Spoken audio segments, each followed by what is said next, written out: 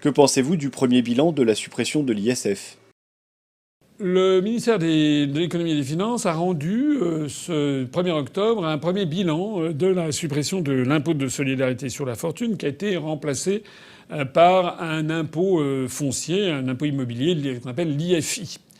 Je rappelle que lorsque cet ISF avait été supprimé, on avait invoqué la théorie, c'était Macron et puis les chœurs d'opéra qui accompagnent les propos de M. Macron, on nous avait sorti une théorie qui était la théorie dite du ruissellement. C'est-à-dire qu'à partir du moment où les riches, on leur prendrait moins d'argent et qu'ils seraient encore plus riches, eh bien, ils voudraient bien le dépenser. Et ils voudraient bien le dépenser dans l'investissement dans les entreprises. Alors, le premier bilan qui a été tiré par Bercy aujourd'hui, et le moins que l'on puisse dire, c'est qu'il est mi-figue, mi-raisin. Il est mi-figue en ce sens que finalement cette suppression a coûté un petit peu moins cher que prévu, que l'IFI rapporterait un peu plus que prévu, 1,3 milliard d'euros si j'ai bien compris, au lieu des 850 millions d'euros qui avaient été anticipés en projet de loi de finances. Donc l'IFI rapporterait un petit peu plus, la suppression de l'ISF aurait coûté un petit peu moins, etc. etc. Enfin, c'est un peu des pécadilles.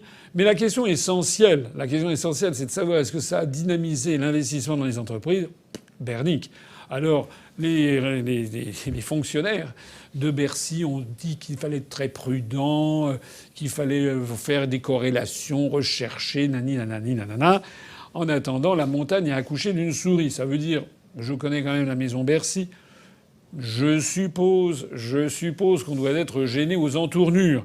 Et d'ailleurs, d'après les échos de presse qui ont diffusé, il semblerait qu'il n'y a pas du tout eu d'effet de ruissellement et que les personnes les plus fortunées, eh bien, maintenant, il y en aurait eu moins qui seraient partis à l'étranger parce que finalement, elles ont bénéficié à la fois de la suppression de l'impôt de solidarité sur la fortune et puis également de la flat tax, comme on dit, c'est la taxe brutale de 30%.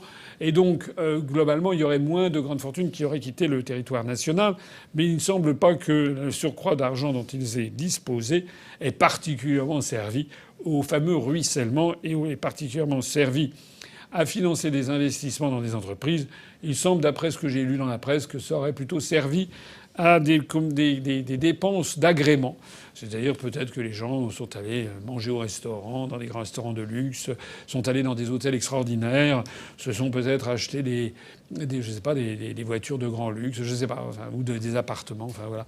Mais pas de l'investissement dans les entreprises. Alors vous me direz, ça fait marcher le commerce, bien entendu, mais c'est quand même un peu se moquer du monde que d'avoir prétendu que la suppression de l'ISF allait favoriser le développement de la croissance en France. C'était une théorie que Macron d'ailleurs a payé cher puisque depuis lors, il est assez largement considéré, notamment par les Français les plus démunis, comme étant le président des riches. Et c'est exact qu'il a cette image qui lui colle désormais à la peau. Enfin, auriez-vous un mot pour conclure? J'aurais deux mots pour conclure. Le premier, c'est que je voudrais parler d'une affaire un peu tragicomique, qui est la faillite du voyagiste Thomas Cook, le premier grand voyagiste du monde, puisque Thomas Cook avait créé une agence de voyage, la première au monde, en Angleterre. C'était en 1851 au Royaume-Uni. Eh bien voilà, sic transit gloria mundi, comme on dit, ainsi passe la gloire du monde. Eh bien Thomas Cook vient de mettre la clé sous la porte en faillite en 2019. C'est assez triste si l'on y réfléchit bien pour la destinée de cette société qui avait donc plus de 160 ans d'âge. Alors, pourquoi je vous parle de ça, c'est parce que on apprend aujourd'hui qu'il y a 500 hôtels en Espagne qui sont menacés de faillite du fait de la faillite de Thomas Cook, qui était le premier tour opérateur britannique et qui possédait une centaine d'avions d'ailleurs à son nom, dont 22 avions en pleine propriété, je crois, et le reste en leasing ou en crédit bail. Et donc c'était avec des dizaines et des dizaines de milliers de touristes. Le type même de grande société britannique et a priori personne ne pouvait soupçonner de faire faillite. Alors si je vous en parle, c'est qu'à la fois il y a eu plein de touristes qui sont restés en rade. Le gouvernement britannique les a rapatriés. Il y a des faillites en cascade. Thomas Cook, la filiale France, qui est menacée. Thomas Cook en Espagne où il y a 500 hôtels. Ce qui est intéressant, c'est l'utilisation politique qui a été faite de cette affaire, puisqu'on a appris dans nos chers médias que si Thomas Cook avait mis la clé sous la porte, paraît-il que c'était à cause du Brexit. Voilà. C'est quand même vraiment assez extraordinaire c'est une rigolade. C'est une rigolade parce que quand vous allez regarder le dossier d'un petit peu plus près, vous vous apercevez que Thomas Cook était déjà dans le rouge dès les années 2010, 2011, 2012. Voilà. Ça, c'est le premier point. Une mauvaise gestion, c'est-à-dire des gestionnaires qui n'ont pas vu le coup venir, c'est-à-dire que le modèle de l'agent de voyage de Thomas Cook 1851, c'est terminé. De plus en plus de gens, quand ils vont à l'étranger, quand ils voyagent, ils organisent eux-mêmes leurs propres déplacements. Ils contactent, soit ils prennent un billet d'avion sec, comme on dit, et puis arrivés sur place, ils se débrouillent, soit quand ils veulent un petit peu organiser leur voyage, ils prennent contact avec des tours opérateurs qui font du réceptif, comme on dit, de l'inbound, c'est-à-dire du réceptif. Par exemple, si vous allez, je sais pas, en Inde, vous prenez contact avec une agence de voyage indienne qui accueille des touristes étrangers. Et c'est évidemment beaucoup moins cher que l'agence de voyage française ou anglaise. Donc de plus en plus, et grâce à Internet, beaucoup plus en plus de gens, choisissent ce modèle de vacances. Ajoutons-y Airbnb, et puis tout ce qui s'en rapproche, Holidays, etc. C'est-à-dire ces structures, ces sites sur Internet où des propriétaires mettent en location pour une semaine, par exemple, ou 15 jours, ou un mois, mettent en location leurs biens immobiliers, soit dans des grandes villes du monde, soit dans des endroits paradisiaques. Et évidemment, ça coûte, même si ça coûte assez cher, ça coûte souvent beaucoup, beaucoup moins cher que des nuits d'hôtel aux mêmes endroits et dans des conditions plus confortables. C'est-à-dire que tout le modèle, en fait, sur lequel reposait Thomas Cook s'est un peu effondré. Et c'est un petit peu... Il arrive à Thomas Cook, c'est arrivé à Kodak, cette entreprise qui tenait le haut du pavé dans les années 60 et 70 du XXe siècle, qui faisait des films argentiques pour les pour les appareils photo et pour les caméras, s'était un petit peu diversifié dans des appareils photo, mais qui n'a pas du tout vu le coup venir, anticiper la révolution électronique avec les appareils numériques. Voilà. Et donc du coup maintenant, presque plus personne n'utilise de produits des films argentiques, les pellicules photo, comme on disait à l'époque. Et comme Kodak n'a pas vu le coup venir, mais Kodak a fait faillite. C'était pourtant des très très grandes entreprises américaines de l'époque. Mais là, c'est pareil. Management incompétent, management qui n'a pas vu le coup venir et qui, par ailleurs, a endetté considérablement Thomas Cook. J'ai cru lire qu'il y avait pour 1,3 milliard de livres sterling d'endettement. La cerise sur le gâteau, c'est que, alors que d'autres tours opérateurs comme l'allemand TUI, qui a racheté en France Nouvelles Frontières, se portent quand même pas si mal que ça et dégagent des excédents commerciaux parce qu'ils ont réussi à minimiser leurs coûts et à avoir des nouvelles formes de produits à vendre et non pas le voyage traditionnel de grand-papa. Eh bien, donc ce qui prouve que le management y est pour beaucoup dans cette faillite.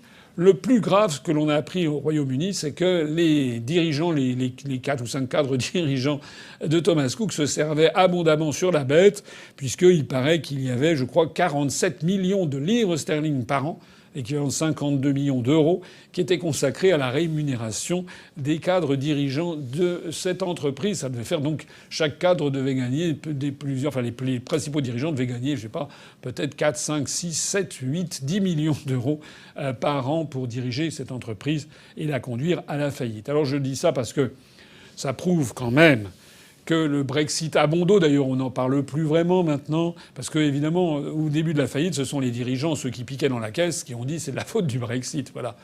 S'il va pleuvoir, ça sera de la faute du Brexit.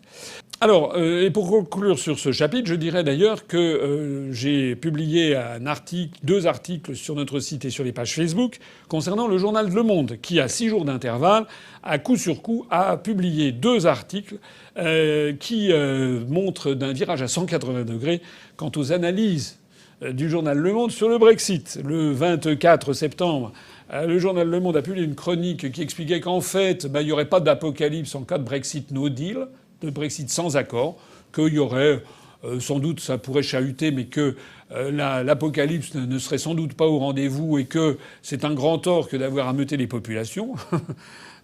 Merci le journal Le Monde de le dire, alors que pendant 3 ans et 6 mois, ils n'ont pas arrêté d'expliquer à leurs lecteurs que ça serait l'abomination de la désolation.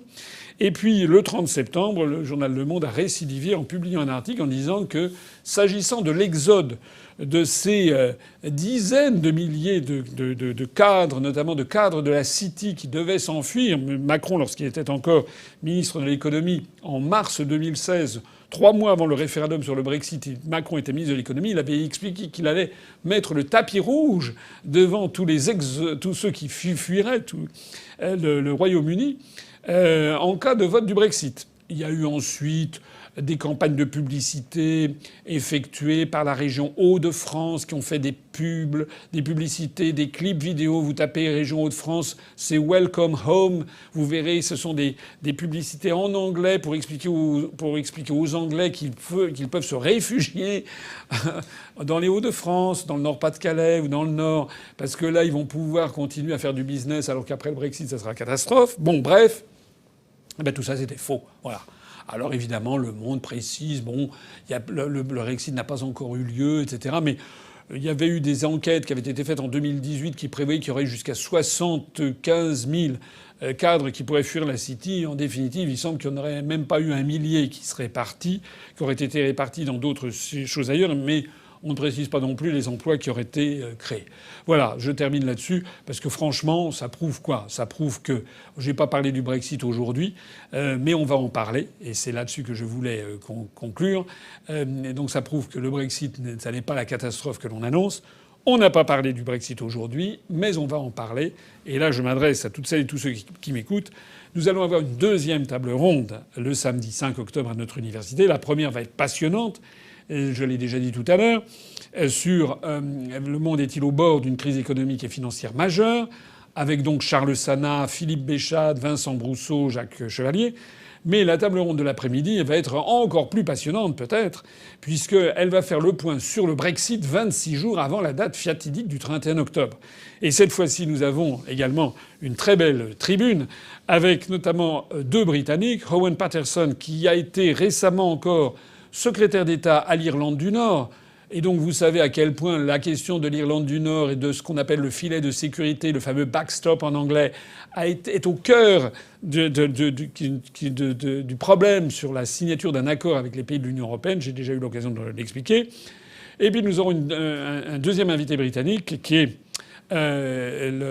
Laura Harris, qui est députée du Brexit, qui est cette jeune femme de 28 ans, que ceux qui étaient venus avec nous le 29 octobre à Londres avaient déjà pu voir, et que ceux qui sont venus le 1er mai à Paris ont également pu voir une jeune femme extrêmement dynamique, extrêmement sympathique, qui est très dynamique en faveur du Brexit. Elle a d'ailleurs rallié le Brexit Party de Nigel Farage et elle a été élue députée européenne. Elle est actuellement députée européenne du parti du Brexit. Elle sera présente à notre table ronde avec Owen Paterson. Et puis côté français, nous aurons le célèbre Charles Gave, qui est économiste, essayiste, qui connaît très bien le Royaume-Uni, et avec lequel j'ai débattu il y a un peu plus d'un mois sur TV Liberté au sujet du Brexit. Donc lui-même dira ce qu'il pense du Brexit et de l'état de la situation.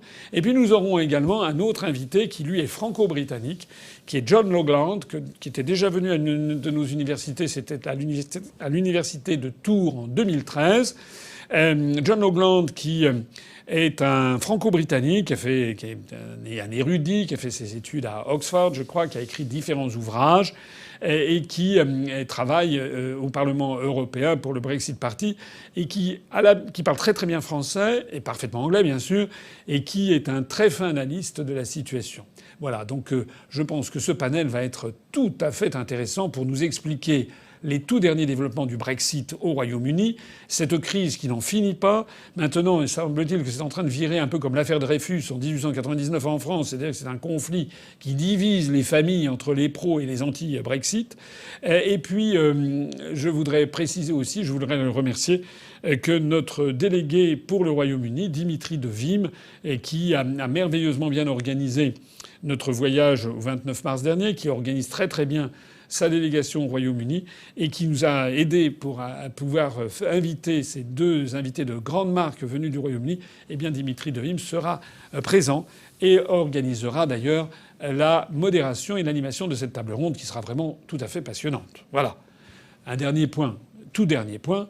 Après tout ça, il y aura le discours de rentrée du président de l'UPR et dans ce discours de rentrée, eh bien, je vous indiquerai ce que nous allons faire au cours des mois qui viennent et notamment je vous donnerai la liste des premières grandes villes de plus de 5 000 ou 10 000 habitants dans lesquels nous aurons un candidat, non seulement un candidat, mais une liste UPR. Je pense qu'il y aura quelques surprises. Je sais que la presse sera là, pas mal de journalistes seront là. Il vous appartient de nous rejoindre. C'est la grande fête annuelle de l'université d'automne. Vous y rencontrerez évidemment plein d'adhérents et de sympathisants. Il n'y a pas besoin d'être adhérent, on peut être simplement sympathisant. Vous trouverez les formulaires en ligne sur notre site. Voilà.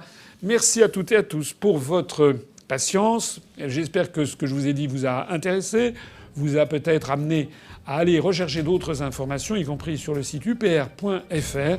Et puis à toutes celles et à tous ceux que je verrai personnellement à l'université d'automne, je leur dis à très bientôt. Et aux autres, je leur dis merci d'avoir été là et à la prochaine fois pour le prochain entretien d'actualité. Vive la République et vive la France!